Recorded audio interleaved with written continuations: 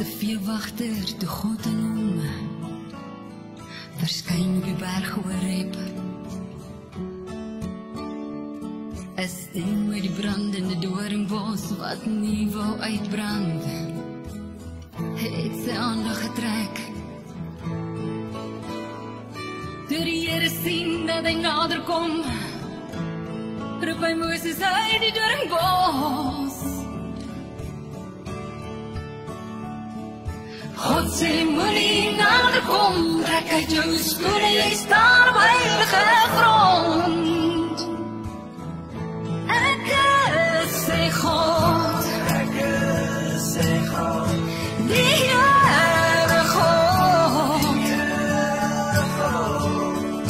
God van Abraham, Isaac, God van... Hallo my liewe mens, Ben en Francis, jy by die Braambos en baie welkom saam met ons.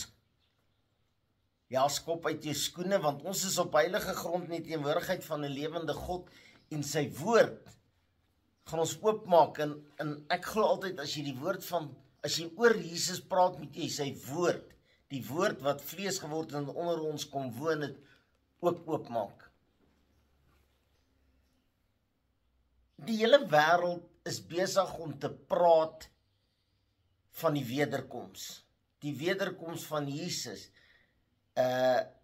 Die Jode in Israel is daarmee besig, die hele wêreld is daarmee besig, en net in Suid-Afrika word daar baie goed oor en weer gesê en geargumenteer oor wanneer gaan dit gebeur en hoe gaan dit gebeur, en so was daar 'n rukkie gelede 'n datum iewers in September vasgemaak, dis die groot dag wat toe ongesiens verbygegaan het, wat ons maar net bewys, die woord van God wat sê, net God alleen weet die datum. Jy kan nie somme maak om by die datum uit te kom nie. Ons weet, Jesus is op pad, sy koms is voor die deur, en ons weet dit aan hand van die woord van God. Die woord van God wat sê, in die laaste dae sal daar oorlog wees, gerugte van oorlog, hongersnood, moord, doodslag, ouers teen kinders, kinders teen ouers, broer teen broer, suster teen suster, en dis als orkane en storms, dis als goed wat nou daagliks gebeur. Dit gebeur oral, dit gebeur reg om die wêreld, wat hulle noem dit die tekens van die tye, uitgebeeld word, en wat dit verskriklik erg so akkuraat is volgens die voorspellings van 2000 jaar voor Christus, waar daar al gesê is, die Efraatrivier gaan leegloop, en die slag van Armagedon, en al die nasies gaan teen Israel opstaan, als val in plek. Ons sien dit, ons hoor dit, dis op die nuus, en orals word die woord van God, die Bybel, ingetrek en gesê, die geskrewe woord van 'n lewende God, die Bybel, wat sê, maar die Bybel het so gesê, God het so gesê, Jesus het so gesê. En dan is daar waarskuwings van die anti-kris en die merk van die dier en die 666, en jy gaan nie kan koop en verkoop as jy dit nie het nie. En nou nog is daar 'n argument tussen Christene, tussen die wêreld en kinders van die Here, en ook 'n sielkundige oorlog en 'n sielkundige stryd, en almal is besig om mekaar te wil doodmaak, terwyl al die skrif teen die muur is en alles kan gesien word. En toe kom en wat Jesus gesê het is, die afval gaan in die kerk begin. Die Christen is die eerstes wat gaan sê, kom my regtig, gaan Jesus nog kom? Gaan daar wegraping wees? Gaan die maan rooi word soos bloed? Gaan al hierdie goed word daagliks bespiegel en oor gepraat, en nog steeds is ons wat Christene groot geword het, besig om al hoe verder van Jesus af te dryf, omdat ons nie tot die einde toe wil volhard nie. En nou wil ek vir jou lees net 2 verse uit 1 Petrus 1 vanaf vers 16. En hier sê die woord van God vir ons baie duidelik. Hy sê, toe ons julle die heerlikheid van Christus en die boodskap van die profete, toe ons aan julle die krag van ons Here Jesus Christus en sy wederkoms bekend gemaak het ons nie op versinsels of legendes verlaat nie. Nee, met ons eie oë het ons hom in al sy majesteit gesien. Vers 17, hy het van God die Vader eer en heerlikheid ontvang toe die almagtige majesteit God die Vader gesê het, dit is my geliefde seun in wie ek welbehaag gehad, in wie ek welbehaag het. En oor wie ek my verheug. Ek het nou iewers daar 'n woord bygesit wat nie daar hoort nie, maar jy kan self gaan kyk. My liewe mens, ek dink elke persoon, ek ingesluit, moet nou sit en sê, Here, hoe lyk ek regtig? Ek is nou 'n predikant, en ek het 'n titel, en ek het 'n opdrag om die wêreld te vertel van Jesus.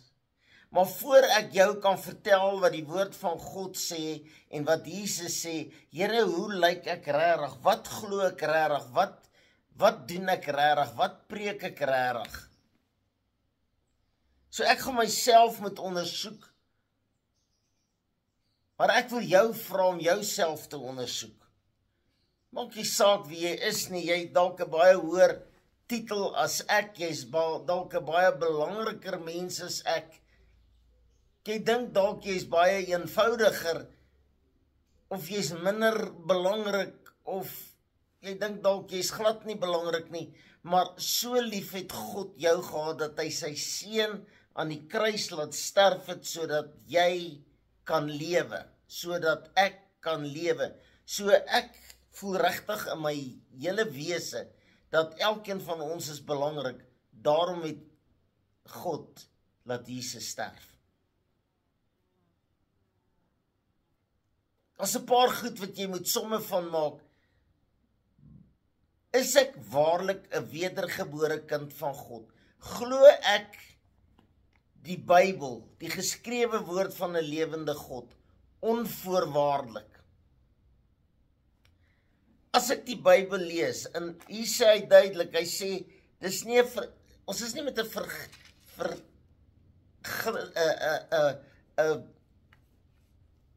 wat is die regte woord nou? Ons is nie nou besig met een of ander storie nie. Ons is nie nou besig met iets onbelangriks nie. En Jesus het dit vir ons so duidelik gestel, dat ons in sy woord, dat Jesus is 'n werklikheid. In hierdie goed wat ons lees, is nie 'n verginsel nie. Dis nie 'n storieetjie nie, dis nie iets minder belangrik nie. Dis van uiters belangrik. En dis nie 'n fabel wat opgemaak is nie. Hierdie ouens wat dit geskryf het, sê ons was daar, ons het dit gesien, ons het dit gehoor. En nou sit ons, en na jare in die huis van die Here, na jare wat ons God aanbid en dien. En nou weet ek, die ateïste, die godlonaars, Peer gaan nou onmiddellik sê, dit wys jou, die Bybel is 'n fiksie. Jesus bestaan nie. Maar as jy om jou kyk, hoe kan jy sê God en die Bybel bestaan nie, as goed wat 2000 jaar terug gesê was, nou werklikheid word?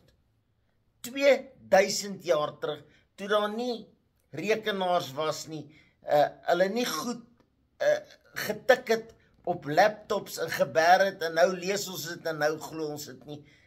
4000 jaar terug is hierdie goed gesê en nou gebeur dit asof dit laas gisterand sê en is vanoggend op die nuus. Maar ons as Christene is afvallig. Ons as Christene wil nie glo wat die woord van God sê nie. Ons as Christene skeer die bladsye uit, omdat ons nie, ek aanvaar nie hierdie gedeelte nie, dan skeer ek die bladsy uit. Ek aanvaar nie hierdie gedeelte nie, dan skeer ek die bladsy uit. Ek gaan nie na die huis van die Here toe nie, want ek hou nie van die musikante nie. Ek hou nie van die bidder nie, ek hou nie van die karwag nie. Maar dit gaan nie oor nou nie, dit gaan nie oor wat die woord van God sê, moenie bang wees vir dit wat die liggaam kan skade doen nie, maar wees bang vir dit wat die gees kan doodmaak. Dit wat jou ewige lewe kan doodmaak, dit wat, en hoe nader ons aan die waarheid kom, ek sukkel altyd, as ek praat, dan bly ek vorentoe gaan, want ek raak so opgewonde, ek wil so in jou gesig kyk en vir jou sê, my liewe mens, dit het tyd geword, en jy hoor dit elke dag op die media, en predikante praat daaroor, en sangleiers sing daaroor, en keer terug na Jesus toe. Keer terug na die woord van God, die geskrewe woord, die Bybel toe. Tree terug na die huis van God toe. Interessant, mense glo nie, maar hulle wil uit die kerk getrou, hulle wil uit die kerk begrawe word, hulle wil hulle kinders inseën, en party wil hulle kinders laat doop, al is dit nou nie heeltemal wat die woord van God sê nie. Tradisie, hulle wil vashou in die tradisie, maar hulle wil nie vashou in die werklike woord van God nie, hulle wil nie vashou aan God nie. En nou wonder ek vandag, as ek en jy hier by die Braambos sit, hoeveel van ons is nog ernstig? Hoeveel van ons se kinders is nog ernstig? Die kerk is besig om toe te maak, die kerk is besig om af te val, die huis van God. Mense stel nie meer belang nie, die wêreld, die plesier, die goed wat ons nie moet doen nie, wat ons doen is vir ons belangriker as wat die woord van God is. En hy sê, ek is nie besig om, en ek wil dit ook nou sê, ek is nie besig om jou 'n fabel te vertel nie. Ek is vir jou besig om vir jou te sê, iets wat baie, baie belangrik is. En weet jy wat, ek is nie hier om jou te oortuig nie. Ek is nie hier om te sê, as jy nee sê, dan breek ek jou pinkie nie. En ek het nou die dag 'n fliek gesien, vat hy die ou se hande so, en dan skeer hy hom hier oop, nee, dis nie wat ek hier voor is nie. Ek is hier om vir jou te sê, neem die regte besluit. Moenie my glo nie, vat die Bybel en begin die Bybel lees. Gaan op YouTube en gaan kyk wat gebeur nou, vandag, in die wêreld. En dan kyk jy, ek het 'n mooie uitdrukking nou die dag gelees, so the Bible was true after all. Die woord van God is die waarheid, na al die bespiegelings, en ek verstaan dit nie. Ek verstaan nie hoe ek vir jou sê 1 + 1 is 2 en ek doen dit op my sakrekenaar en ek doen dit op my telefoon en ek sit 'n appel daar en ek sê hier's 'n appel en hier's nog 'n appel. Hoeveel appels het ek? Dis ons begin het in graad 1 en mense kan nog nie die somme maak nie.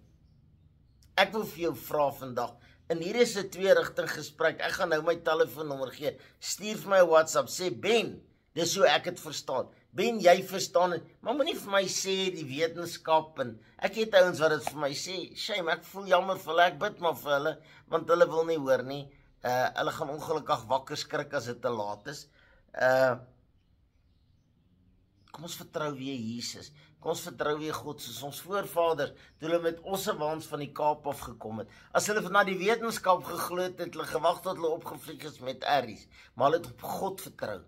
En hulle het die woord voor in die waakkas gehad, en hulle het 'n huisgodsdienst gehou, hulle het Sondagdienste gehou, en so het hulle opgekom, van die Kaap af tot waar in Kenia.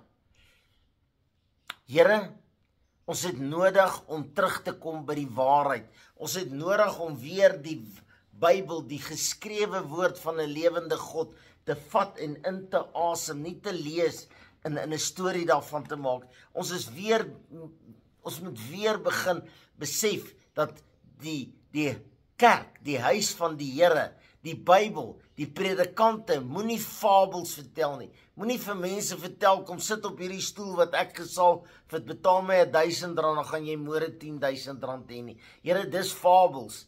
Ons moet terugkom na die waarheid toe, en is my gebed in Jesus naam, en ek eer U daarvoor. Amen. Ek wil nog een stelling maak. As jy vandag ernstig, werklik die waarheid van God begin glo, lees, bid, kerk toe gaan, terugkom na Jesus toe, gaan jou huisgesin genees, gaan jy genees, gaan jou kerk genees, jou dorp, jou land, gaan die wêreld genees. Maar solank ons lou is, gaan God ons uit sy mond uitspoeg. Amen. My liewe mens, my telefoonnommer, kan ek weer ontspan? My liewe mens, my telefoonnommer is 072 577 1196. Jy is welkom om my te kontak. Moenie vir my WhatsApp op Facebook kommentaar nie, wat hierdie ridders van die keyboards noem hulle dit. Hulle sit daar, hulle is te bang om hulle gesig te wys, dan sit hulle 'n foto van 'n kar of 'n kat of 'n hond, en dan is hulle baie braaf. Hier is my telefoonnommer, bel my. Ek is nie bang vir jou nie, ek wil hê jy moet met my praat. Dis my telefoonnommer. Ek wil baie dankie sê. Ek besef weer vandag, daar's mense wat vir my in Fransis bid, en ek kan nie in woorde sê dankie nie. Ons leef, en ons werk, en ons besin, en ons bid, en ons bly op die lig as gevolg van mense wat bid. Mense wat vir ons intree, mense wat ons geestelik opbou deur gebed, en natuurlik finansiële bydrae. Daar's 'n paar, en ek kan nie jou dankie sê op die lig nie, want 'n paar sê net, kruiskyker, volg jou op die radio, volg jou op die TV, volg jou, hulle wil nie hulle name genoem hê nie, en die een of twee wat is 'n name ek het, gaan ek nie noem nie, want daar's 'n paar, en ek wil vir julle ewig dankbaar gee, sê julle hou ons op die lig, en julle, in ons, sonder julle kan ons dit nie doen nie. Baie dankie. Baie liefde, Ben Francis Loubser, en ons gemeente is Jesus is lig, Eastvale Springs. Die Here seën u. Amen.